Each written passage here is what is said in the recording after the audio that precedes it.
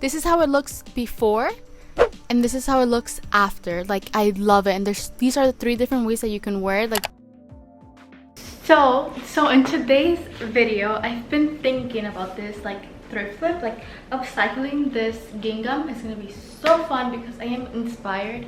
Like, I want like that drawstring top and I keep seeing it all over, so I definitely want to make it. And I'm gonna have leftover fabric, so I'm probably gonna make like a scrunchie or a headband.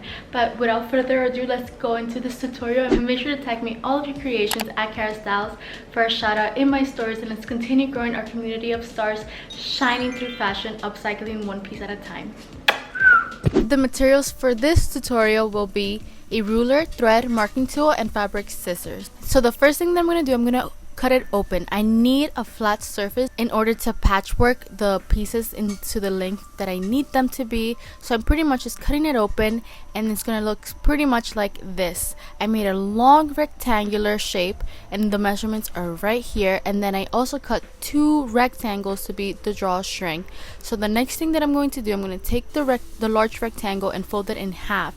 So you want the back side to face you, and then with a seam allowance of 0.25, you're going to sew a straight stitch. So look, here again, I'm showing you, you're going to fold it in half, just like this, and sew straight across. Just one straight, simple line of stitches to get this started.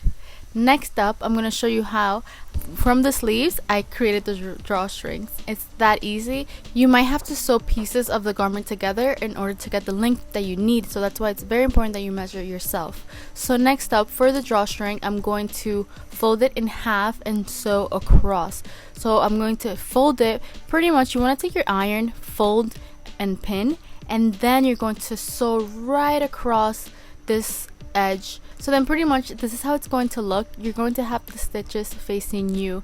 So now what you want to do is turn it around. So something that I do is that I sew the other end, and then I take a thin pencil or paintbrush and then push it out, because you want the nice front side of this folded drawstring to face you. So it's gonna be like this. You might have to dabble to see which tool might help you push it out, but then you're going to iron it and flatten it. And you also want to iron your rectangle that you sewed together, and I'm going to close the edge of that drawstring. So this is what you're going to do. You're going to fold it, iron, press, and then sew across to finish that. So this is going to be the tube area where we're going to insert our drawstring. So I take a safety pin, and from the ends of the drawstring I attach it, and then I place it through the tube that we did from folding the 2 edges from the large rectangle.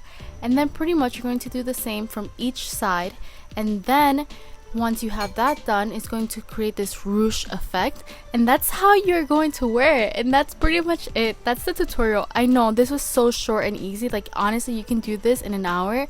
It's a very easy tutorial. The difficult part might be just doing the patchwork in order to get the measurements that you need.